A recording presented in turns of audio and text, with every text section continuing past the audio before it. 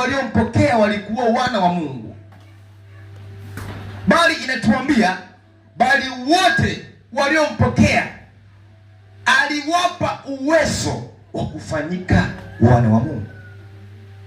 Haleluya. Ukisoma katika kitabu cha Ibrania unaona Biblia inasema kwa imani, Ibrania 11:11 inasema kwa imani Sara alipewa uwezo wa kupata mimba. Haleluya. Amina. Kwa imani Sara alipewa uwezo wa kupata mimba. Tafsiri yake ni nini? Ni baada ya Sara. Haleluya. Imani kitu cha kwanza inakupa haki, inakupa wokovu, lakini inakupa uwezo. Vitu vitatu. Mtu anapomwamini Yesu Kristo anakuwa amepata haki, amepata uwezo, amepata na wokovu, ameokolewa.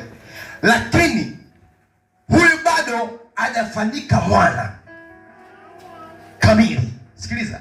Hata kama amepewa uwezo wa kuwa mwana wa Mungu, bado hajafanyika mwana wa Mungu.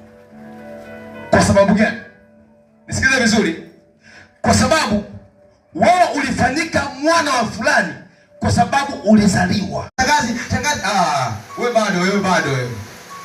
Haleluya. Ukizaliwa automatically wewe ni mwana wa Mungu. Haleluya.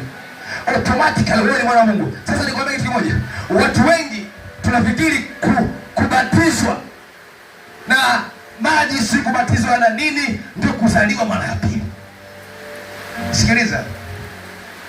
Sifundishe kuhusu mabatizo, lakini nataka niguse kidogo. Sifundishe kuhusu kubatizwa au mabatizo.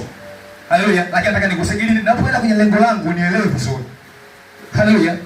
Tumekuwa na batizo mbalimbali ambazo zinaendelea. Maji kidogo, maji mengi, maji kidogo, maji kibao. Lakini haleluya. Tumekaa kujilaumu kwa sababu tunao uwezo, tunayo access, lakini haifanyi kazi kwenye maisha yetu. Tumemwamini Yesu, lakini hakuna roho inayofanya kazi ndani yetu. Haleluya. Haleluya.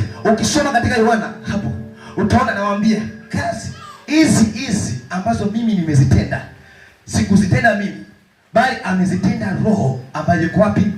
Ndani yangu.